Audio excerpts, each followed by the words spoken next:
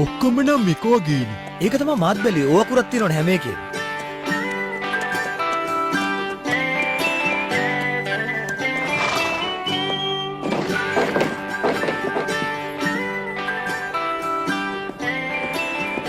මට දොරන් එකක් දෙන්න. පරක්කු වෙන ඉක්මනට යන්න ඕන.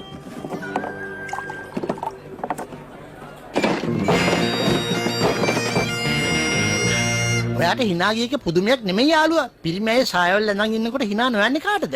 එක්කෙනෙක් නෙමෙයි මෙතන තුන් දෙනෙක්මනේ. ඔයා මටද hina වුනේ කියනවා. අනේ නෑ මම hina වුනේ නෑ.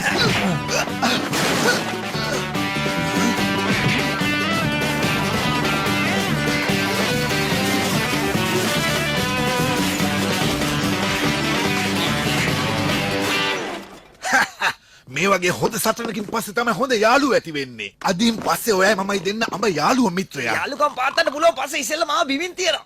මට කාමරයක් ගන්න පුළුවන් ද රැට ඉන්න මෙහෙ. මගේ යාළුවෙකුට මේ ජරා හෝටලේ නවතින දෙන්න බෑ. එනවා යන්න මාත් එක්ක අපේ බලකොටුවට. බලකොටුවට?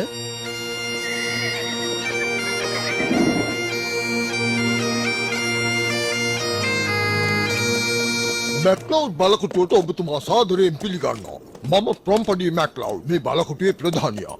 මම කවුද බෝයි? හරි පුදුම රැවුලන්නේ තියෙන්නේ. අපේ රටේ මේ දවස්වල නැගලම් යන රැවුල් මෝස්තරේ තමයි මේ. මේක ලස්සනයිනේ වාගේ නෑ මිලිමුණට වඩා. මේක හරි අපූර්ව බලකොටුවන්නේ. මං කලින් මේ ගැන අහලා තිබුණේ නෑනේ. මේකනේ මේ බලකොටුව හදලා තාම මාසෙයි.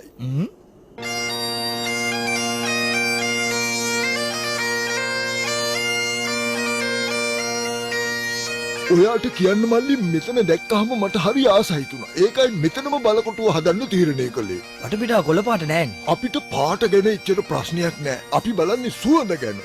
මෙතන තියෙන්නේ අපේ ගමේ සුවඳමයි. ඉතින් මං තීරණය කළා මෙතන පදිංචියට එන්න. තනියම එන්න බැරි නිසා පරම්පරාවම අරන් ආවා. ඒ විතරක් නෙමෙයි අපේ පරණ බලකොටුවේ ගලින් ගලට ගලවලා මෙහෙට ගෙනාවා.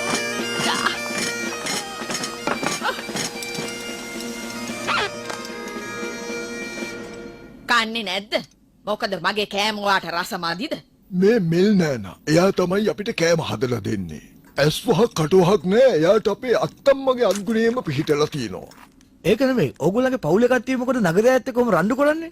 අපේ පරම්පරාවේ අයට ඔය රණ්ඩු දබර කියන්නේ සුළු දේවල්. අපි ටිකක් විනෝද වෙන්නත් එපාය. අනිත් එක අපේ කාට හරි කවුරු හරි අපහාසයක් කළොත් ඒකට උත්තරෙත් අපි ඉක්මනින්ම දෙනවා. මං කඩේට එනකොට කවුරු හරි මන් දිහා බලලා විහිළුවට hina වුණොත් මගේ නම්බුව ආරක්ෂා කරගන්න එපයි. හරි වැඩක් නේ. මං වාට hina වුනේ නෑනේ. ඔයා එහෙම hina වුණේ නෑ කියන්න බෑ. එතන හිටපු රතු තොප්පිය දාපු කොට මහත්තයත් කිව්වා ඔයා hina වුණා කියලා. එයා මට කවදාවත් බොරු කියන්නේ නෑ. ඕක කාලා ඉවරද? මෙන්න මං ඔයාටම කියලා රසම රස ජෙලි එකක් හැදුවා.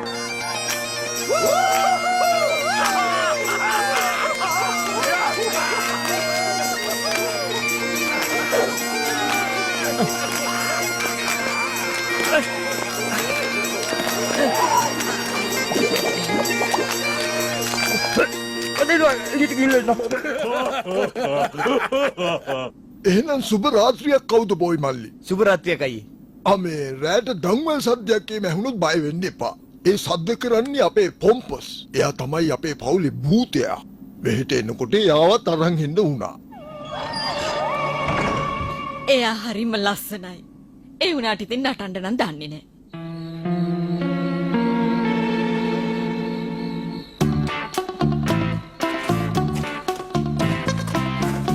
එක්මන් කරලා එනවා.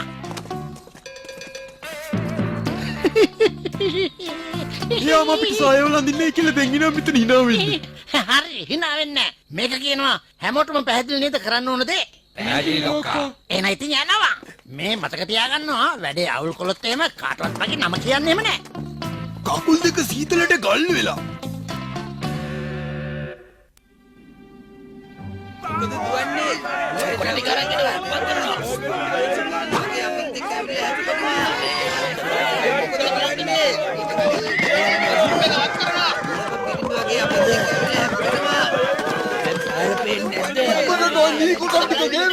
මේ පියාඩු කාරන්ගේ මොනේ නරක කළාද මන් දන්නේ අපිට උදේ පාන්දර කරදර කරන්නේ. සූදානම් වෙන්න. උස්සන්න ගහන්න.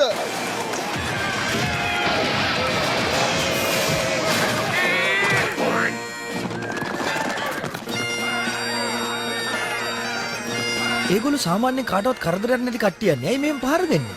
කියන්න දන්නේ නෑ. අපිටත් කවදාවත් ඔය පිහට්ටු ඇත්තන්ගේ මේ විදිහේ කරදරයක් වෙලා නෑ. මං ගිහිල්ලා ඒ ගැන හොයලා බලන්න.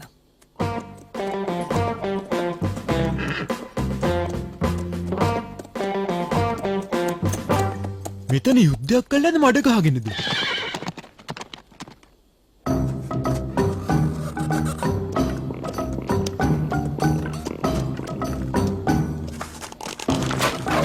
නායකතුමා අපූර්වට තිබිච්ච ඔයාගේ ගමට මොකද්ද මේ වෙලා තියෙන්නේ? ඊයේ රෑ සුදු මිනිස්සු අපිට පාර දුන්නා. දැන් මේ ගම මුළු මනින්ම හදන්න සිද්ධ වෙලා. අර බලන්න. මොකද ඔය අපිට hina වෙනවද කවුද බොයි? අපෝයි ඩවුන්නේ. මේක අපේ ගෝත්‍රයට ලොකු අපහාසයක්. ඊයේ රෑ හැමෝම දඩේ මේ ගිහිල්ලා සීතලට නිදාගත්තු අතරේ සායවල් ඇඳපු මිනිස්සු ගම විනාශ කරලා. අද උදේ අපි පහර දුන්නට කිසි වැඩක් උනේ නෑ. ඡායවල් ඇඳලා කිව්වා? 4 දෙනෙක්. ගෑනු වගේ ඇඳගෙන ඇවිල්ලා පිස්සු බල්ලෝ වගේ ගම විනාශ කරලා. මෙහෙම දෙයක් කරන්න යාලට හේතුවකුත් නැහැ. බලකොටු අය වෙන්න බෑ. මම පාන්දර වෙනකම් මේගොල්ලොත් එක්කමනේ හිටියේ. අපේ කට්ටියට හොඳ පුහුණුවක් දීලා හෙට උදේට අපි ආපහු ගහනවා. ඔය ගෑනු වගේ ඇඳගත්තු සුදු මිනිස්සුන්ට හොඳ පාඩමක් උගන්වනවා. අපරාධය අලුත් තීන්ත භාජනේ. මේ අඩිසලකුණු තියෙන නගරේ පැත්තට මම ගිහිල්ලා මේ ගැන ටිකක් හොයලා බලන්න. ඔයාට පුළුවන් නම් මේ කූඩාරම් හදන්නේ කොහොමද කියලා තියෙන උපදේශ පත්‍රිකාවකුත් හොයාගෙන එන්නකෝ.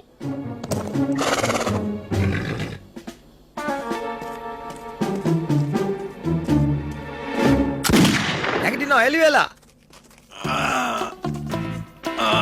මේ අපේ කලිසම් එහෙම දැක්කේ නේද? කලිසම් ඕන්න නැගිටිනවා. අච්චා පින්නේ ගිහිල්ලා පීනසත් වැඩි වෙලා. රාලහයි මේගොල්ලෝ බලකොටු අය වගේ වෙස්වලාගෙන ගිහිල්ලා අර ගමේ අයට පහර දීලා තියෙනවා. ගමේ අය බලකොටුවත් එක්ක රණ්ඩු වෙන එක මම නවත්ත ගන්නම්. ඔබතුමා මේ අයට දඬුවම් කරන්න. එහෙම කරන්න එපා. අපි වැරද්දක් කරේ නෑනේ. කච්චා. ඔයා කියන දේ මට තේරෙන්නේ නැහැ. පැහැදිලිව කියන්න. මොකද සිද්ධ වෙලා තියෙන්නේ? සිද්ධ වුණේ මොකද්ද කියලා දැනගන්න තමයි මේගොල්ලන්ව මෙතෙන්ට ගෙනාවේ. හොඳයි බලමුකෝ. මොකද එහෙම කළේ? පියාටුකාරයන්ට කැමති නෑ. ඒගොල්ලෝ පේන්න බෑ. මමත් කැමති නෑ. මාත් එහෙමයි. හරිනේ උත්තරේ ලැබුණානේ. කොහොමද රතු මහත්තයා? මොකද ඔබතුමා හදිස්සියෙම මේ පැත්තේ? මේ අහනවා රාලාමි මේ ඉන්න මගේ සේවකයෝ ටික පොඩි වැරද්දක් කළා තමයි. ඒකට මං වන්දියක් ගෙවනවා. එයාලට යන්න දෙන්න. මෙන්න 4 දෙනාටම 10ක්. වෙන මොනවා හරි වමනාවක් තියනවා නම් ඇවිත් හම්බ වෙනවා. එනවා යන්න. ගිහිල්ලා ওই විකාරඳු මාරු කරනවා. ඒ පොඩ්ඩක් ඉන්න රතු මහත්තයා. මොකද්ද මේ වැඩේ තේරුම? සායවල් ඇඳ මිනිස්සුගේ අලුත් එක අපේ කතා නෑ. එහෙමද?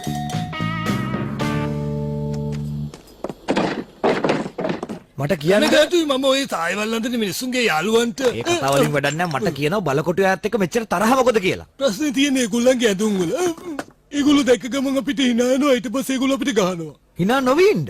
අපි hina නොවි ඉන්න හැදුවා. ඒතර රතු මහත්තයා කියනවානේ අපි ඒගොල්ලන්ට hina වෙනවා කියලා. අපි hina වෙන්නෙත් නෑ. එයාට කට වහගෙන ඉන්න කියනවා. එහෙම කරන්න බෑනේ. එයා තමයි නගරේ අයිතිකාරයා. වෙන එකක් තියා නගරේ හිරගෙත් තියාගෙන. මෙහෙ එයාට අයිති නැති කිසිම දෙයක් නෑනේ.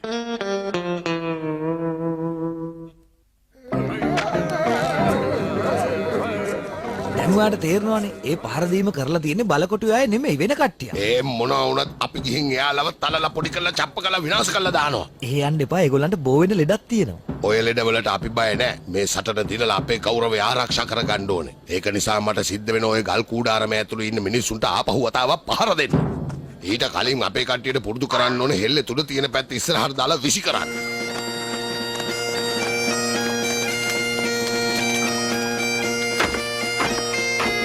ඒගොල්ලන්ට ඕනේ යුද්ධ කරන්න. ඒත් මොලේ තියෙන වැඩිහිටියෙක් හැටියට ඔයාට ඕනනම් පුළුවන් මේක නවත්තන්න. බොහොම කනගාටුයි. අපේ සංස්කෘතිය හැටියට සතුරා අපිට පහර දෙන්න විට ඔවුන්ව සමූල ඝාතනය කළේ නැත්තම් ඒක ඔවුන්ට කරන අවනම්බුවක්. මේක සාමකාමී රටක්. නිකන් යුද්ධයකට ගියාම වෙන්නේ අහිංසක මිනිස්සු එකෙන් දුක් ඔයා විඳින්නේ. කියන්නේ යුද්ධ නොකර ඉඳලා අපිට පොම්පස් බුහුතියාගේ ශාපයට ලක් වෙන්න කියලාද? එයා අපේ පරණ සිරිතුරිත් කඩුවලට බොහොම විරුද්ධයි.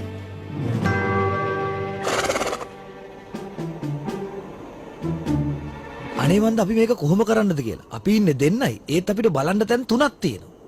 කාසියක් උඩ දැම්මා තීරණ ගන්න බෑ.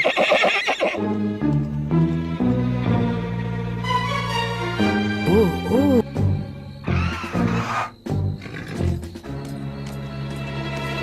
නායකතුමා මම තමයි යුද දේවතාවගේ ආත්මය. අද උදේ යුද්ධෙදී ඔයගොල්ලෝ අන්ත පරාජයක් ලැබුවා. ඒක අපිට හරි අවමානයක්. අනේ ශ්‍රේෂ්ඨ දේවතාවනි ඔබතුමාට මේ සිද්ධ වෙච්ච අවමානය ගැන ඇත්තටම මටත් හරියට ලැජ්ජයි. මට ස්වභාවයෙන් සමාවිල්ලල වැඩක් නෑ. හරියට යුද්ධ කරනවා. මේක අහගන්නවා. හෙට කට්ටියම අරන් ගින් සටන් කරලා යාලා උප්පරාද නෑ කරනවා. නෑ එහෙම කරන්න ඉඩ දෙන්න බෑ.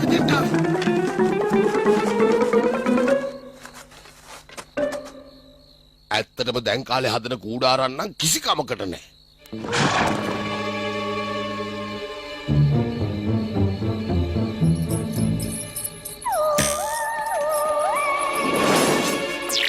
මේක ඇත්තක්ද හීනයක්ද?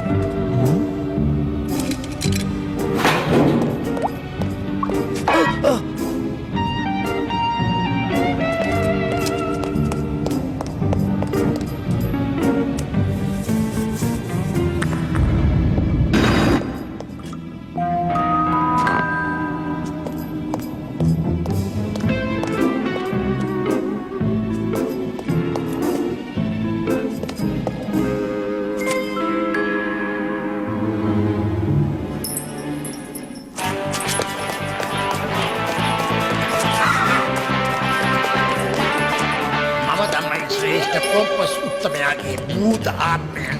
උඹලාද පිහාටු ඇත්තෝ එක්ක යුද්ධය දිනුවා. ඒත් තාම යුද්ධය ඉවර නෑ.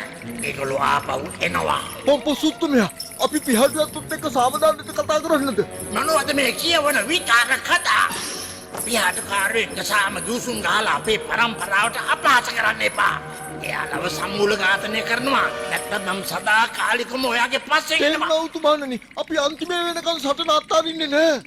අනේ මන්ද මේ යුද්ධ කතා අහලා මට දැන් එපා වෙලා තියෙන්නේ. ඔය තුවක්කුව පැත්තකට ගන්න.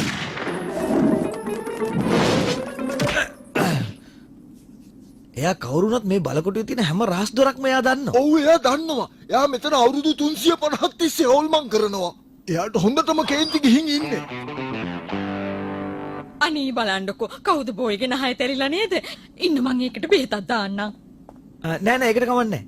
සහෝදරවරුනි පොම්පසුත්තුමයා කිව්වා සටන අතාරින්න එපා කියලා. අපි ඔය පිහාටුකාරයන්ව සමූල ඝාතනය කරමු. ඇයි ඔයාට මොනවා හරි ප්‍රශ්නයක්ද කවුද බෝයි? දැන් ඔය යුද්ධ කරනවා කියන කතාව නවත්ත ගන්න. මෙතන කාටවත් යුද්ධ කරන්න ඉඩ ලැබෙන්නේ නෑ. ඇත්තද? මට දැන් ඔයාගේ කතා අහලා එපා වෙලා තියෙන්නේ. ඔයා අපේ කෑම වලට කැමති නෑ. ඒ මැදට අපේ වහල්ට වෙඩි තියෙනවා. දැන් තව කියනවා පොම්පසුත්තුමගේ අනටත් කීකරු වෙන්න එපයි කියලා. එහෙම කියන්නේ පොම්පස් කියලා භූතයෙක් නැති නිසා. මොකක්? කට පරිස්සම් කරගන්න කවුද බෝයි? ආගන්තුකෙක් නිසා මෙච්චර වෙලා ඉවසුවා. දිගටම ඔහොම හැසිරුණොත් මට ඔයාව සමූල ඝාතනය කරන්න වෙනවා. ඔයාලගේ වාදකයව මට පොඩ්ඩක් ගෙනත් දෙනවද? සංගීතමය සමූල ඝාතනයක්. ඒකට මං හරි ආසයි. මෙතන එහෙම දෙයක් කීයටවත් වෙන්නේ නැහැ. මට ඕනේ ඕගොල්ලන්ගේ බොරු භූතයව අවදි කරලා පෙන්නන්න.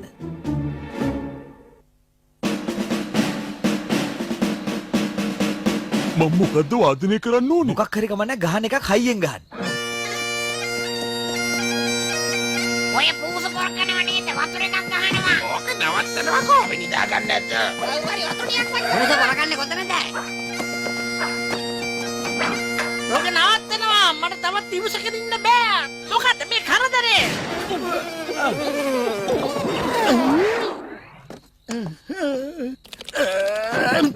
නින්දට බාධා කිරීම අනවසරින් ඇතුළු වීම හිරිහැර කිරීම මේ මට ලොකු වන්දියක් ගෙවන්න වෙයි. මොකද ඔය කරන්නේ? මහරෑ හොරගම් කරනවා. රාලාමි. නිකම් බොරුවට කෑ ගහලා වැඩක් නැහැ. මේ සැරේ නම් ඔයාට මගෙන් ගැලවිල්ලක් ලැබෙන්නේ නැහැ. මේව අයිති ඔයාට නේද? වෙන්න පුළුවන්. කොහොම වුණත් ඒක ඔයාගේ ප්‍රශ්නයක් නෙමෙයිනේ. මටත් මෙතන පොඩි ප්‍රශ්නයක් තියෙනවා. ඔයාගේ මේ විකාර වැඩ නිසා ගමේ අයයි බලකොටුවේ අයයි රණ්ඩු වෙනවා. අපි ඉක්මනට ගිහිල්ලා ඒක නවත්තන්න ඕනේ. යන්න. ඔයාට යන්නේ? යන්නේ බලකොටුවට. මට බෑ. මං එයාලත් එක්ක කතා නිකම් කරන්නේ. මෙතන බබෙක් වගේ හැසිරෙන්න එපා. මේ ප්‍රශ්නේ විසඳන්න පුළුවන් ඔයාට විතරයි. කවුද බෝයි? මොකද්ද මෙතන ප්‍රශ්නේ? එයා මට වෙඩි තියන්න හැදුවා රාලාමි. හරි මං එයාට දඩ මුදලක් නියම කරලා නෑ ඕනේ නෑ. මං ඒක යත් එක්කම විසඳ ගන්නම්. හොල්මනක් වුණාට හරි බරයිනි. හරි හරි පිඹගෙන මෙයා. අයියෝ ඕක නවත්ත ගන්නවා. මං ඔය සද්දෙට පොඩ්ඩක්වත් කැමති නෑ.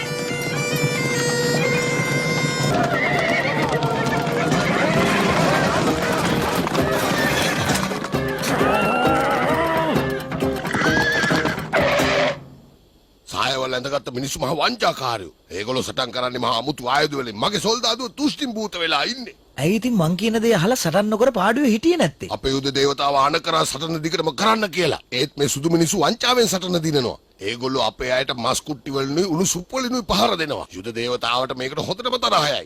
එයා ගැන කරදර වෙන්න එපා මම මේක විසඳන්නම්. ඔයා එන්නකෝ මාත් එක්ක. පාර දෙන්න එපා මේ මම.